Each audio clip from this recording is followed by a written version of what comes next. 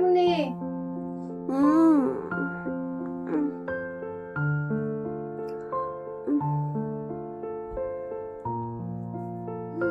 10টা বেজে? হ্যাঁ উঠি। Good morning guys. Good morning guys. আজকে হচ্ছে একটি বিশেষ দিন। আজকে আমি যাব ডক্টরের কাছে। আর আমার পায়ে যে প্লাস্টারটি করা আছে তোমরা হয়তো জানো, আর যারা জানো না তাদের বলি, আমার গত 1 মাস 2 দিন আগে একটা অ্যাক্সিডেন্ট হয়, যেটাতে আমার পায়ের লিগামেন্ট ছিঁড়ে যায়। আর তারপরে আমার প্লাস্টার করা হয়েছে পায়ে। এক্সাম চলছিল, তাই ডক্টরের কাছে যাওয়া হয়নি। আজকে যাব ডক্টরের কাছে। যাওয়ার পর দেখি উনি কি বলেন। আমি তো বলবো আজকে আমি প্লাস্টার খুলতে চাই, আমার আর এই প্লাস্টার একদম ভালো লাগছে না। তো দেখা যাক ডাক্তারবাবুকে আমার পায়ের প্লাস্টার খুলে দেয় কি দেয় না। চলো তোমরাও দেখতে থাকো আমার সাথে কি হয় আজকে। এখন যেহেতু অনেক দেরি হয়ে গেছে, 11টার সময় টাইম আছে, তো আমি ফটাফট উঠে গিয়ে ব্রাশ করে নিই, খাবার খেয়ে নিই, রেডি হয়ে নিই, দিয়ে তারপরে আবার তোমাদের সাথে দেখা করছি। কেমন? টাটা। বন্ধুরা, আমি রেডি হয়ে গেছি ডক্টরের কাছে যাওয়ার জন্য। আর দেখো, এই যে এরকম লাফিয়ে লাফিয়ে আমার পুরো 1 মাস কাটে। আমি একটা পা নিচে একদমই রাখতে পারছিলাম না, যেহেতু ওই পায়ে প্লাস্টার করা ছিল আমার। শুধুমাত্র একটি পায়ের উপর ভর দিয়ে আমাকে এইভাবে ব্যাঙের মতো লাফিয়ে লাফিয়ে হাঁটতে হতো। হ্যাঁ, আমি হাসছি ঠিকই, তবে সত্যি ভীষণ কষ্টকর ছিল এই 1 মাস। বন্ধুরা, সুখ এবং দুঃখ এই দুটি জিনিসই মিলেমিশে আমাদের জীবন। তাই সুখের দিনে যেমন আমরা সবসময় হাসতে থাকি, আমাদের মুখে যেমন সবসময় হাসি ফুটে থাকে, তেমনি দুঃখের দিনেও যদি আমাদের মুখে আমরা হাসি ফুটিয়ে রাখতে পারি, তাহলে আমার মনে হয় সুখ কিন্তু আমাদেরকে ছেড়ে বেশি দিন থাকতে পারে না। সুখ কিন্তু খুব সহজেই এবং খুব তাড়াতাড়ি আমাদের কাছে ছুটে আসে। তাই বন্ধুরা, নিজে সবসময় খুশিতে থাকো এবং সবাইকে সবসময় খুশিতে রাখো। তোমাদের সাথে গল্প করতে করতে দেখো বন্ধুরা, আমি আর মা কিন্তু অনেকটা দূরে পৌঁছে যাই।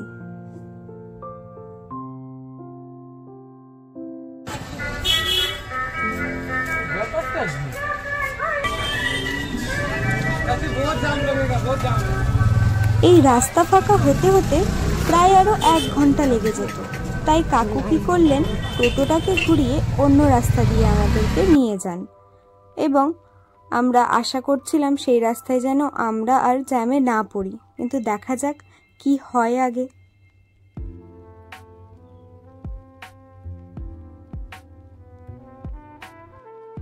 আর একটু দূরে এগোনোর পর ভেনাস মোড় পৌঁছে দেখি একটি মহিলা পড়ে গেছেন।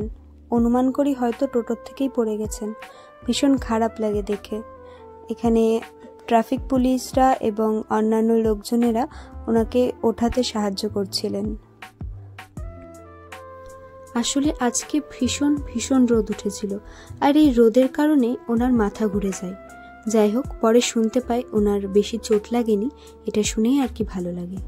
এই যে বন্ধুরা, আমি দেখতে দেখতেই পৌঁছে গেলাম জালান মেডিহাট। এখানেই আমি ডক্টর দেখিয়েছিলাম, আর আজকে আবার এলাম। কিন্তু দেখো, ভেতরে ঢোকার সময় এই যে আবার একটা দুর্ঘটনা হতে হতে বেঁচে যায়। বাসটি দেখলে তো কিভাবে আমাদের সামনে চলে এসেছিল। তারপর আমি আর মা ভিতরে চলে আসি।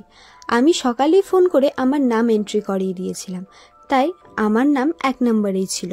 কিন্তু জানো সব থেকে বড় টাস্ক কি এখন আমার জন্য? এই যে এতগুলো সিঁড়ি পার করে উপরে উঠতে হবে। যাই হোক, আমি উপরে চলে এলাম। এখন মজার বিষয়, ইয়ে, আমার পায়ের প্লাস্টারটি ফাইনালি কাটা হচ্ছে। আমাকে ডক্টরবাবু বলছিলেন প্লাস্টারটি আরও কিছুদিন পায়ে রাখতে, কিন্তু এই যে দেখলে না এতগুলো সিঁড়ি, এই এতগুলো সিঁড়ি আমাকে ব্যাঙের মতো করে 1 পায়ের উপরে লাফিয়ে লাফিয়ে উঠতে হয়। বুঝতে পারছো তো কতটা কষ্টকর হয় আমার জন্য। এর জন্য আমি আর পারছিলাম না একদমই। আর তারপরে উনিও ভালো করে চেক করে দেখলেন, আর চেক করে বুঝতে পারলেন যে না ঠিক আছে, আজকে কেটে দিলে কোনো অসুবিধা হবে না।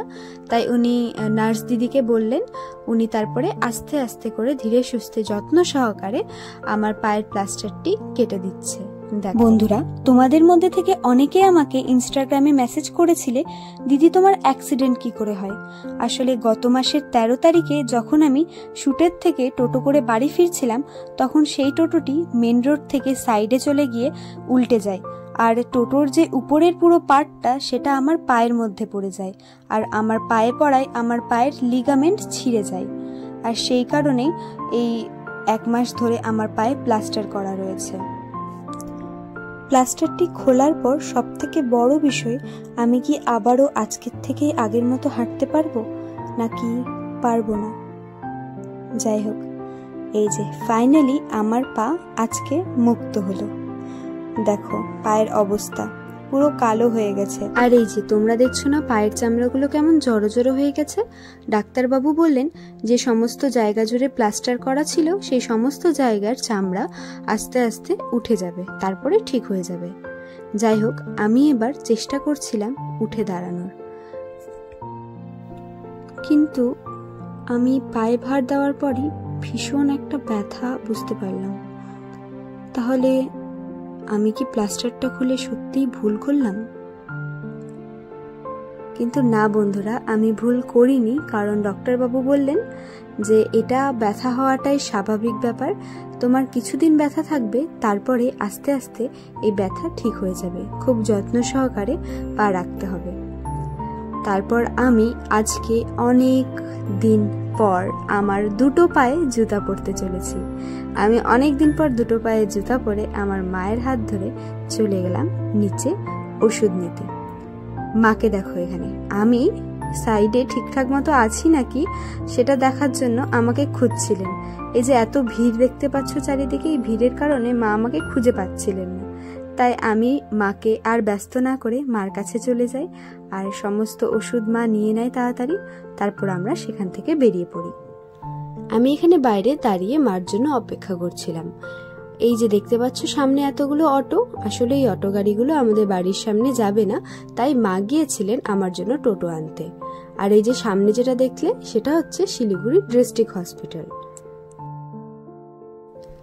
মা টোটো পেয়ে গেছেন এবং মা এই যে চলে এসছেন। তারপরে আমি মার সাথে উঠে পড়ি টোটোতে বাড়ি যাওয়ার উদ্দেশ্যে। সত্যি আজকে আমি এতটা খুশি ছিলাম যে বলে বোঝাতে পারবো না। ফাইনালি আমি হাঁটতে পারছি আজকে, যদিও অনেকটা ব্যথা হচ্ছে পায়ে, নিচে প্রেসার দিতে পারছি না একটা পায়ের উপর, কিন্তু ডক্টর যেহেতু বলেছেন আমি কিছুদিনের মধ্যে হাঁটতে পারবো, সেটা ভেবেই আমি ভীষণ কিন্তু আমি এটা জানতাম না যে আমার বাড়ি যাওয়ার পর আবার আমার সাথে কিছু খারাপ হতে চলেছে। আবার আমার সাথে কি ঘটলো সেটা দেখার জন্য আমার সাথে ভিডিও শেষ পর্যন্ত দেখতে থাকুন। আমি এবং মা দুজনে খুব খুশি ছিলাম। দেখতে দেখতে বাড়ির সামনে পৌঁছে গেলাম। এইবার বাড়ির সামনে পৌঁছে আমি হাঁটার চেষ্টা করছি। এই যে দেখো কিভাবে আস্তে আস্তে আস্তে করে হাঁটছি। ভীষণ পেন হচ্ছিল ফ্রেন্ডস, পায়ে বলে বুঝাতে পারবো না। যাই হোক, আমি এইভাবে বাড়ি পৌঁছে গেলাম। ফ্রেন্ডস, ফাইনালি আমি বাড়ি পৌঁছে গেছি আর পায়ের প্লাস্টার খুলে গেছে, তোমরা তো দেখলেই। খুব খুশি আমি। আর টেনশনে ছিলাম যে খুলবে কি খুলবে না, কারণ 1 সপ্তাহ আগে আমার খুব ব্যথা ছিল। ডক্টর বাবু আমাকে ভালো মতো জিজ্ঞাসা করলেন যে কিরকম কি কন্ডিশন ছিল। তো আমি ওনাকে সত্যি কথাটাই বলি যে আমার এক্সাম চলছিল যেহেতু 1 সপ্তাহ আগে, তো খুব কষ্ট হয়েছে আমার পরীক্ষা দিতে যেতে, আর তারপরে পরীক্ষা দিয়ে এসে প্রচন্ড পেন হতো। আমি ঠিক মতো মানে ঘুমাতেও পারতাম না রাতে, মানে পা এই সাইডে করলেও ব্যথা হতো, ওই সাইডে করলেও ব্যথা হতো, কোনোভাবেই রাখা যেত না। তো উনি বললেন যে এত যখন ব্যথা ছিল 1 সপ্তাহ আগে, তাহলে এত খোলার তাড়াহুড়া কেন? তো আমি ওনাকে বললাম যে না স্যার, আমি আপনাকে কথা দিচ্ছি আমি বেশি পায়ের উপর প্রেশার দেব না। উনিও মানে একটু প্রেস করে চেক করে দেখলেন পায়ের উপরে একটু ভার দিয়ে যে মানে ব্যথা করছে কিনা। ব্যথা করছিল না সত্যি কথা। তো তারপরে নার্স দিয়ে সেটা প্লাস্টারটা কাটিয়ে দিলেন।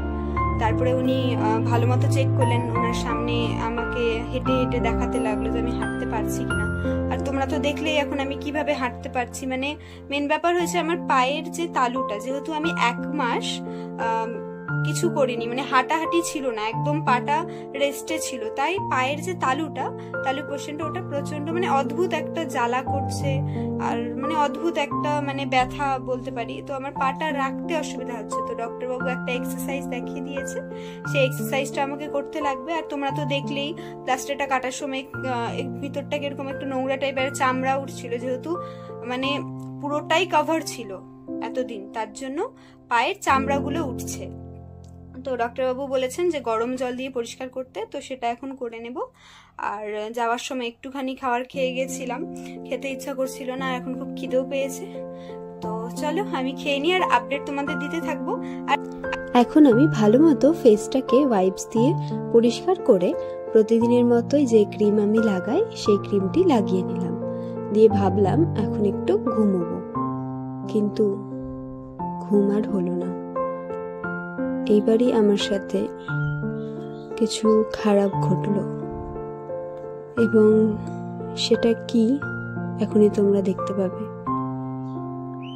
ভীষণ ভীষণ মাথা যন্ত্রণা করছিল, চোখ ব্যথা করছিল, আমি বুঝতে পারছিলাম না এরকম কেন হচ্ছে। আর তারপরে আমি দেখতে পাই আমার ফেসে গলায় দানা দানা কিছু উঠছে।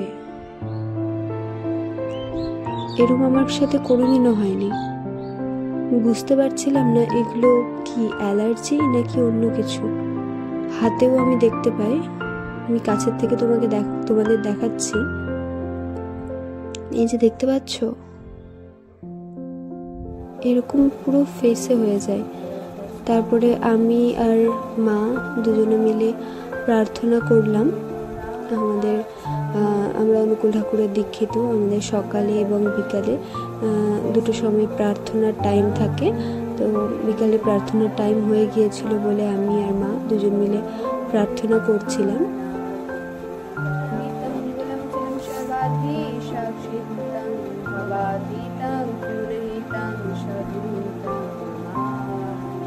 প্রার্থনা শেষ করে আমি মাকে দেখাই যে দেখো মা, আমার হাতে গলায় মুখের মধ্যে এগুলো কি জানি হচ্ছে, আর ভীষণ জ্বালা করছে, চুল করছে। তারপরে মা আমাকে একটু মলম লাগিয়ে দিল, তুলসী ছিল বাড়িতে, তুলসীটা একটু লাগিয়ে দিল।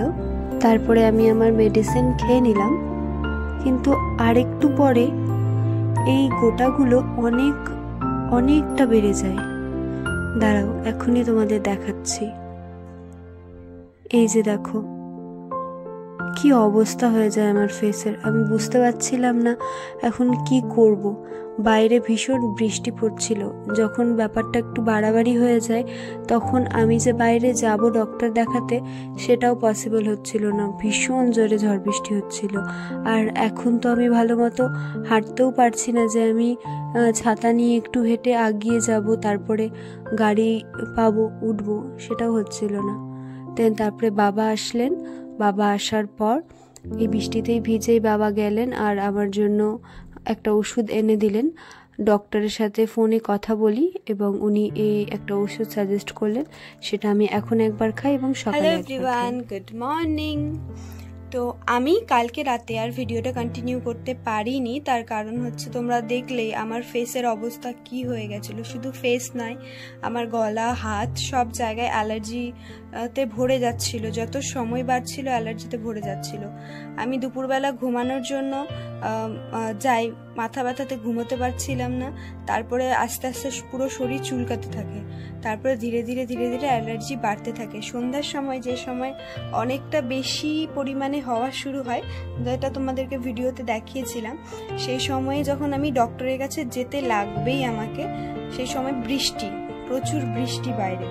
তো আমি আর মানে ডক্টরের কাছেও যেতে পারছিলাম না। তারপরে কি করব, অনেক কষ্ট করে ডক্টরের সাথে ফোনে আলোচনা করার পর উনি ওষুধ বলে দিলেন। আর তারপরে হচ্ছে আমার বাবা এলেন বাড়িতে। বাবা আসার পর সেই বৃষ্টির মধ্যে বাবা গিয়ে মেডিসিন নিয়ে এনে দিলেন এবং রাত্রে আমি 2বার মেডিসিন খাই। একবার তোমাদের সাথে শেয়ার করেছি খাওয়া, সেকেন্ডবার আরেকবার খাই, কারণ সেটা খেয়ে সম্পূর্ণ কমেনি। উনি বলেছিলেন 2-3 ঘন্টা পর পর খাওয়া যাবে। আমি আরেকবার রাতে খাই। খাওয়ার পর খাওয়া দাওয়া করে আমি ঘুমিয়ে পড়ি। আর আমি ভিডিও ক্লিপস নিতে পারিনি, যেহেতু আমি তোমাদের সাথে শেয়ার করেছিলাম যে আমার সমস্যা হয়েছিল, তাই আমার অবশ্যই তোমাদের সবাইকে জানানো উচিত যে আমি এখন কেমন আছি। তোমরা সবাই দেখতে পাচ্ছ আমার স্কিন, এই যে কালকে এই পুরো পোর্শন দিয়ে ভরে গেছিল চোখের এই সাইড দিয়ে, কিন্তু তোমরা যেমন আজকে দেখতে পাচ্ছ যে আমার কিন্তু অ্যালার্জি, যে দানা দানা উঠেছিল ফুলে ফুলে গেছিল, সেই ফোলাটাও কিন্তু নেই, হালকা অল্প অল্প আছে। এটাও আজকে ওষুধ খেলে পরে হয়তো কমে যাবে। আমি জাস্ট এখনই ঘুম থেকে উঠলাম, আর ঘুম থেকে উঠেই আমি ভাবলাম যে না, আগে তোমাদের সাথে আমি শেয়ার করি ব্যাপারটা। আমি এখন পর্যন্ত ব্রাশও করিনি, জাস্ট ঘুম থেকে উঠেই ক্যামেরা খুলে বসে গেছি তোমাদের সাথে গল্প করতে। চলো, আমি এখন ভালো আছি, ঠিক আছি। আর তোমাদের থেকে আমি একটা কথা জানতে চাই যে আমি যে ভিডিও বানাচ্ছি সেটা তোমরা কোন ল্যাঙ্গুয়েজে পছন্দ করবা বেশি বানালে, বাংলা না হিন্দি? এই দুটো ল্যাঙ্গুয়েজের মধ্যে আমি যেহেতু বাঙালি, তাই বাংলাটাতে আমি বেশি কমফোর্টেবল। তো অনেকে আমাকে ইনস্টাগ্রামে রিকোয়েস্ট করেছো যে হিন্দিতে ভিডিও বানানোর জন্য। তো আমি চাচ্ছি যে তোমরা একটু কমেন্টে আমাকে জানাও যে আমি কোন ল্যাঙ্গুয়েজে ভিডিও বানাবো সেটা তোমরা চাও, প্লিজ কমেন্টে জানিয়ে দিও। আর হ্যাঁ, এই ভিডিওটা যদি তোমাদের ভালো লাগে তাহলে অবশ্যই একটা লাইক করে দিও আর কমেন্ট করে দিও, আর যদি ইচ্ছা হয় তাহলে শেয়ার করে দিও। আর যদি সাবস্ক্রাইব না করো আমার চ্যানেল, তাহলে প্লিজ সাবস্ক্রাইব করে আমার পাশে থেকো। আর তোমরা কিরকম ভিডিও দেখতে চাও সেটাও আমাকে কিন্তু কমেন্টে লিখে জানিও, তাহলে আমি চেষ্টা করবো সেই ধরনের ভিডিও বানানোর জন্য। ঠিক আছে, থ্যাংক ইউ সো মাচ। তোমরা সবাই ভালো থেকো, সুস্থ থেকো, আর দেখা হচ্ছে আবার খুব তাড়াতাড়ি। টাটা।